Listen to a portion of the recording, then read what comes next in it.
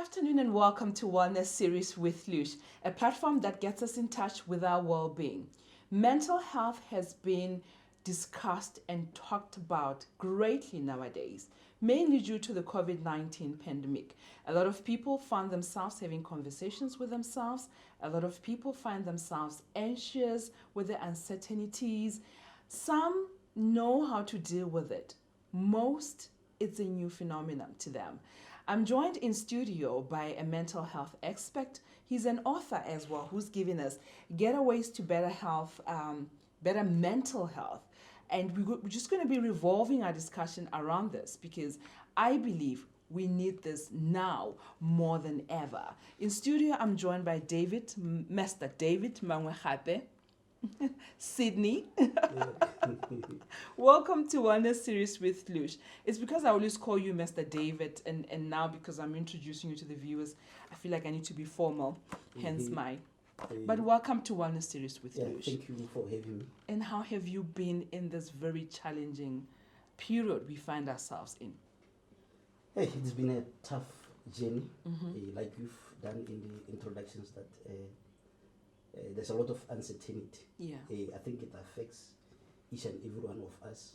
But from the situation, we either have growth or our growth is curtailed. Yeah. So depending on each and every individual, it depends on how he will see, he or she will see the situation. Yeah.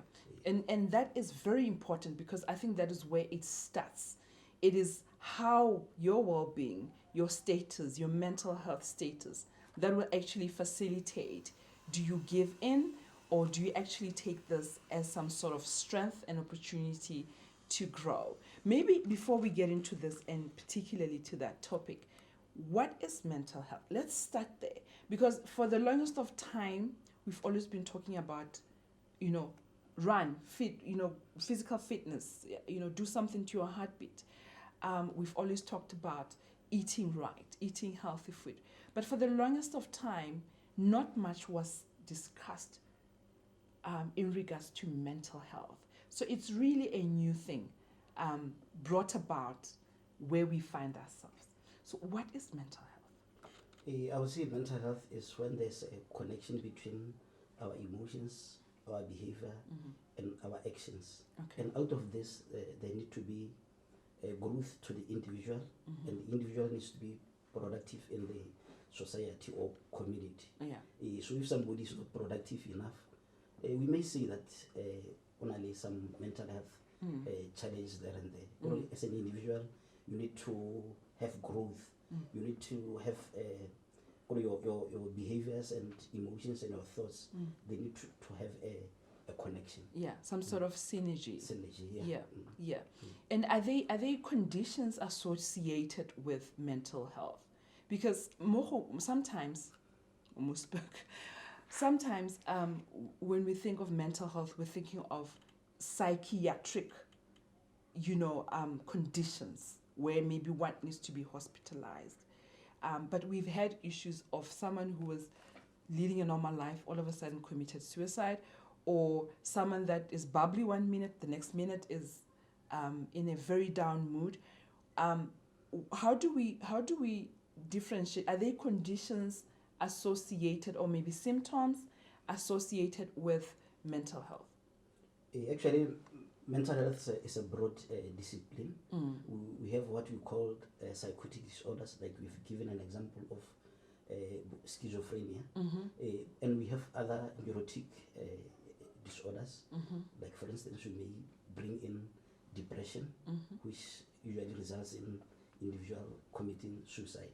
So basically, mental illnesses are broad, but depending on the symptoms, that's when we can say maybe this one will be addressed, but the other are a lifetime. Like for instance, schizophrenia. Once you are schizophrenic, the rest of your life you will always be on medication. Some sort of medication.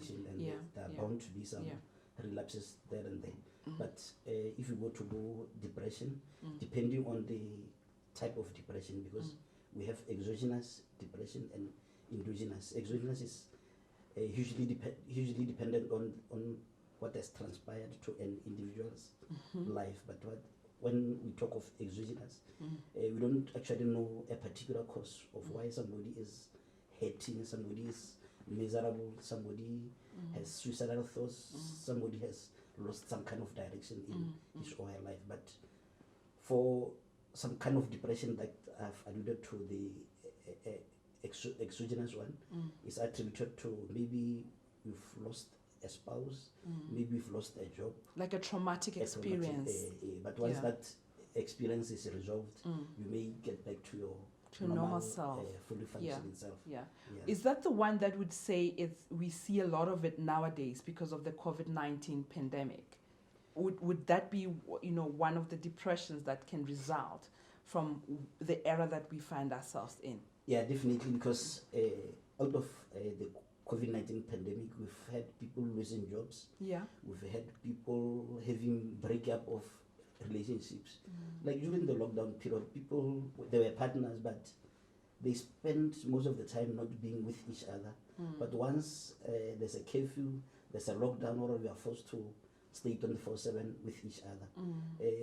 In those cases, people now realize, maybe this was not my ideal partner, and then they start having this gender-based violence and all the likes. So I think the advent of COVID-19 has brought in issues of depression, issues of anxiety, because some don't know whether after the state of emergency is stopped, will they have jobs or not? Yeah.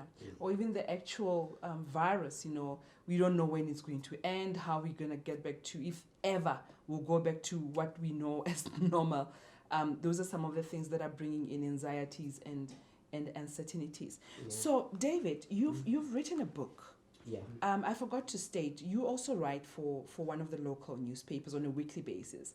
So actually, viewers can, go there to learn more about mental health. But let's talk about this book, Getaways to Better Mental Health. And that is really what I would like us to discuss, because there's just a lot of mental issues nowadays. Take us through the 10 steps in your book. Yeah. So the book, I wrote it in 2018. The book is in 2 parts. The first part of the book, I introduce mental health and mental illness, because there are 2 different issues. Yeah. Then from there, in the part 2, that's when I introduce the 10 steps that one can come up with in order to try attain positive mental health. Yeah. One of the steps is loving self, because we tend to neglect each other, love for self yeah. To the detriment of loving others. Yes. So right now I'll be having financial challenges, but I will not take care of them. Instead of, I'll run after helping somebody else. Yeah. In the long run, I'm going to have problems. Maybe I can have some stresses that will lead to mental illness. So people need to appreciate themselves first before they can be appreciated by another person. Yeah. It's always said that fill your cup first. You can't help or assist or give out yourself on an empty cup. So it's always important to fill yours first, so that you don't operate on a zero. And that is very, very important, because sometimes I believe we give out thinking we are showing love, thinking we can be loved back, whereas we are actually draining ourselves further and further down. Yeah. Because we neglect loving self, we end up not having a nice role in relationships, because I'll go into a relationship, but I have my own issues. I've not dealt with them. Yeah. So then I try to burden another person with my own issues. So basically, I think the first step there is to love self. Yes, that is very important. How does one love themselves, if I may ask? Yeah, one can love self, like maybe I'm from work. I need to have a me time. Yeah. So because when you're from work, you will start cooking, doing other jobs. You go around the whole yard, clear. You don't have time. Always on motion. On motion. Yeah. You don't have time to unwind. Yeah. It's okay to rest. It's okay to just sit and do nothing. Yeah. Yeah. Take us through the other 9 steps. The other steps is to nurture relationships. Without adequate support from people, you don't actually make it in life. So you need to have relationship with people so that if you have problems, you can share with others. A problem half shared is a problem half solved. Already the fact that you are sharing a problem is a big step towards addressing it. Yeah. So we tend to bottle problems without sharing to other people. Sometimes because of fear of the unknown. Lucia, I'd be sitting here with my problems and I'm thinking, if I tell David or if I seek out for counseling or tell my mom, what will they say? They're going to look at me as a weak person. I'm stupid. We tend to really have fear of the unknown, and that kind of blocks most people from opening up and just taking off that weight that is burdening them. How would you say how does one deal with that? How to get to a point of comfort to talk about your problems or to just share your problems or the challenges that you're meeting? Yeah, I do acknowledge that it's not easy to share with anybody, but for you to share with somebody, you need to have established maybe what we call a rapport or something, or a trusting relationship. Okay. So you can't share with anybody because it can have adverse effects. But I encourage people, if they don't trust colleagues, relatives, maybe they go to the professionals, because the professionals, they are bound by the ethical codes of conduct. So we have professionals across hospitals, psychiatric nurses, social workers, clinical psychologists, whom are trained in the discipline of helping people who have emotional discomfort. And we do have them in locally. I know NGOs, professionals like yourself. So it's very important that we use you guys as our resources. Definitely. All right. And the third step? Yeah, the third step, I think I touched it when I was addressing this relationship, to catharsize feelings, not to bottle up feelings. I think we've already addressed that one. You can move on to the next one. Not to use drugs, because drugs have been seen to contribute significantly to mental health problems. I think in Botswana, Dagga is the highest drug that is being used, and we've recently have cocaine and the hard ones. The hard ones, and and COVID-19, I must say, it has indeed worsened the drug use situation, like we've heard of Modifoko, because people want to unwind, which is by using drugs, which is not the right thing to use. Because it never really takes away the problem. You will have your drugs, your abuse alcohol, Dagga, whatever really, but once you sober up, it will still be there facing you. So it's important that we really deal with our problems heads on. But I love the fact that you singled out just drugs and alcohol. But are there other ways that people tend to run to or self-sabotage in the process of thinking that they're healing? I know you'll correct me if I'm wrong, but I know most ladies would go for shopping, even if they didn't plan, like impulsive shopping, for instance, or engaging in sexual activities. Would you say they fall under the same, irresponsible sexual activities? Would you say they fall within the same category as what a person would use to try and deal with their issues? Yeah, they fall in the same category, but on the other hand, they can be a sign that somebody is having mental health problems. Like having multiple sexual partners is quite common in people with bipolar disorder. Usually on what we call the manic phase. That's when they will move from one partner to another. Because of under the emotional stress that they will be undergoing. So even shopping wise, when they're in the manic phase, they will go around shopping, even buying for people that they don't know. So that we need to look out for some of these signs. I think as families or extended members of the family or even friends, once Lucia starts buying stuff, I think we need to take that as red flags. Be able to assist where possible. All right, we have about 4 steps left. Can you take us through them? Yeah, the other one is having adequate nutrition. So poor nutrition has been seen to contribute significantly to poor mental health. I'm laughing because I can relate to that.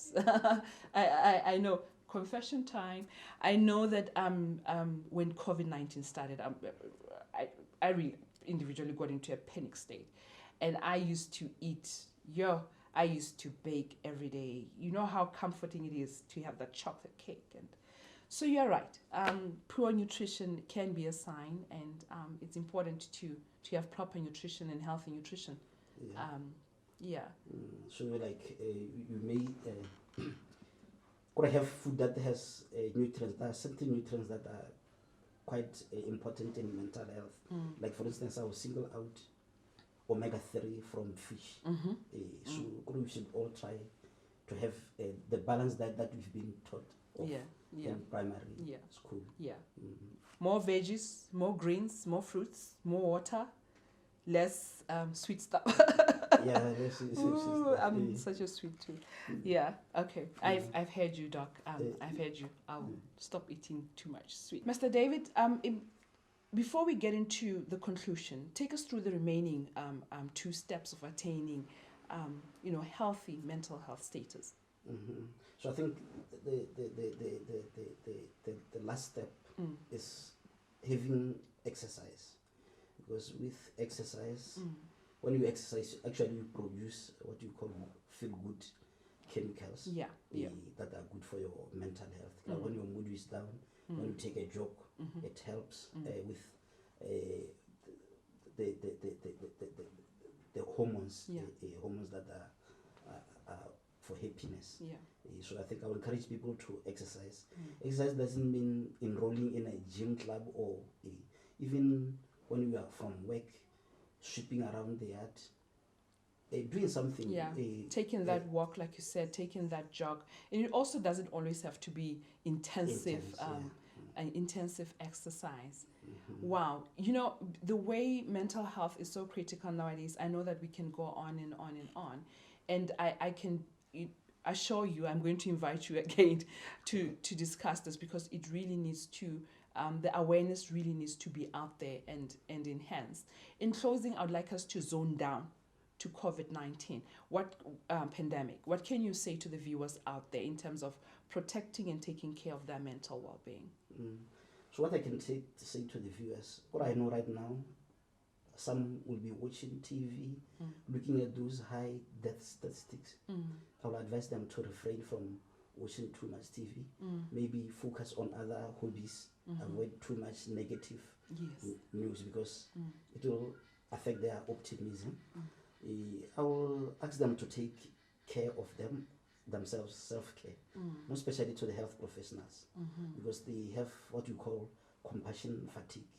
They see a lot of people dying. They see a lot of people having COVID-19 as our frontliners, as frontliners, and that affects them mentally. So they shouldn't forget about themselves. Wow. Yeah.